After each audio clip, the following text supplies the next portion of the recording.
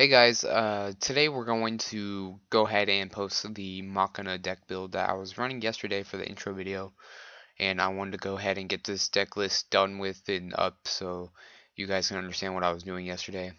So let's go ahead and start off with the monsters. So first off, we got two Effect Veilers. Now this deck mainly revolves around the gadgets and getting off the gear frame and the fortress. So basically, you want to keep your gadgets alive, so you can go into gear gigant, detach, add the gear frame, and then it just goes off from there. So having the effect veiler will stop effects like things that will kill your gadgets easily or stop you from what you're doing. Because this deck is very rush, so effect veiler will keep them from doing things you don't want them to do. That's why all this other macro is in the deck. It keeps your opponent from doing what you don't want them to do. We have two maxis because drawing in this deck is really helpful. Drawing allows you to get to these answers that I was talking about a few seconds ago early. We want to get to these answers as fast as possible, and the maxi either makes them give us our answers or makes them stop what they're doing. So that's why we're running double maxi. Now we're going to run two of each gadget. You don't run three because Ultimate Offering is gone. So we're only running two of each gadget. This way it's not cloggy, or we're not ever missing a gadget. I still run the triple over here, even though we're running two of each gadget, because you're still going to use a lot of your gadgets. Even if you only have two of each, you're still going to Redox when you need to, and they're still going to come in handy a lot. Okay, so you have your triple gear frame, your triple fortress, and one cannon. This is the basic Machina loadout. It's used by most people. Uh, the triple gear frame easily allows you to search for all your fortresses.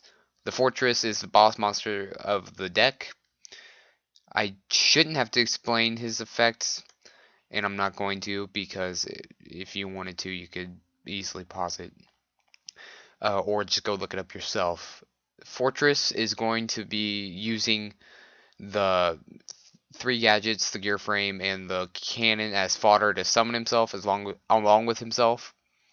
The reason it's not all machines is that it doesn't really matter as much to run all machines as it used to because we have Redox. So you're going to run two Redox, which he's like the Monster Reborn extra, and he's going to allow you to. It's just extra summon to Fortress. Really, since you're always having gadgets in hand, or you'll have a maxi that you're not using, you can easily get Fortress out even faster than you used to.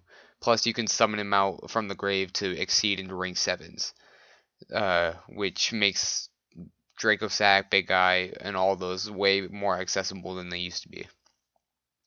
Now we're running 3-potted dualities because a lot of the times you're going to just either normal summon a gadget or you're just going to normal summon a gear frame. You're not always going to go into this big explosion. That's why potted duality is in there. That way you can get some answers when you're just summoning one monster like that. Shrinks are really, really good in this format because no one really expects it. And plus, since everyone just sets 5 and passes, Shrink is a really good card because when you have weak monsters like these, and say we have a gadget and we declare an attack on a Utopia, they're not going to not let it go through. They're like, okay, you want to kill yourself? That's fine by me. But when you shrink, they're like, crap, I did not expect that. The shrink activates during damage step, and it totally catches people off guard. It's a really good card, but people don't play it enough. Other than Kaiba, because Kaiba is Kaiba. Uh, Lance, double Lance, obviously, because we don't want our monsters destroyed by card effects, because it's a heavy back row format. Plus, it can serve the same purpose as we're using Shrink for. We have low attack point monsters like all of our gadgets, and these allow us to get over our opponent's monsters. We have triple MST because really this deck cannot handle them having consistent answers to our summons. Like if we summon our gadget and they stop it completely, like we don't want our gadgets to always be stopped completely. We want them to get their effects through so that we can get into our gear and get things rolling. The breakthrough skills are there for just like what the effect failure is there for. We don't want anything slowing down our roll of how our monsters are doing things. So we don't want them using like a BLS or we want to stop their boss card from going off so we can get our boss monster to do what we want. Plus, when it's in the grave, you can banish it to continue on. We have Double Fiendish Chain, which also does the same thing we want Breakthrough Skill to do. Double Mirror Force, Double D Person because they're really big this format, and really it's just keeping all monsters safe, and then one Compulse and one Bottomless, which I don't really need to explain. Sideboard, I'm not a sideboard player as much on Dueling Network. I would build a side for real life. I might build a side deck for this deck later, and maybe post it, but most likely I'll start building sides for decks. We have Fairy King Alberich, 2 level 4 Earths. Really, it's because we have so many Earth level 4s that he's good enough to make sure that he needs to be used. If we have level 4s, he needs to be used because he'll come out and he'll save you in situations. When you don't have enough attack points, he'll lower them down and you'll be able to get over with your Fortress or your Drago Sack or your Master of Blades. Now, I run triple Gurgit X. Now, most people are probably going to run 2. They're like, it's the magic number.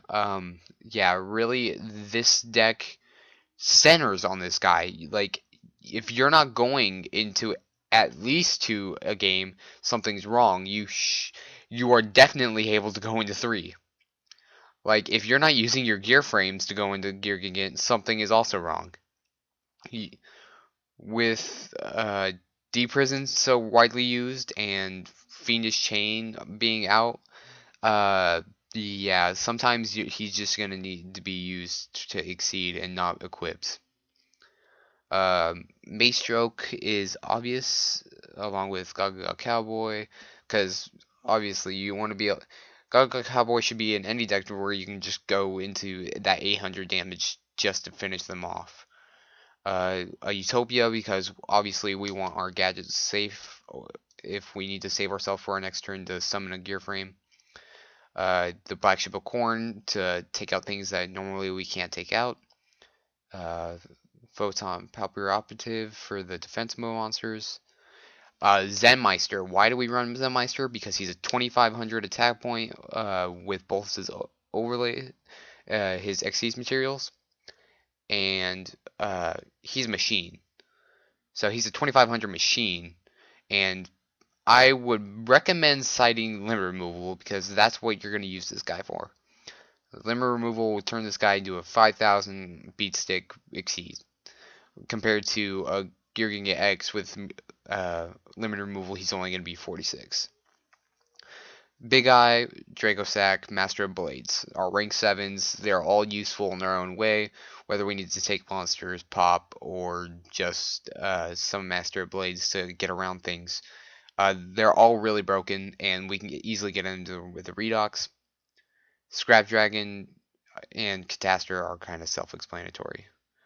Alright guys, that was the Machina deck, and thank you guys for watching.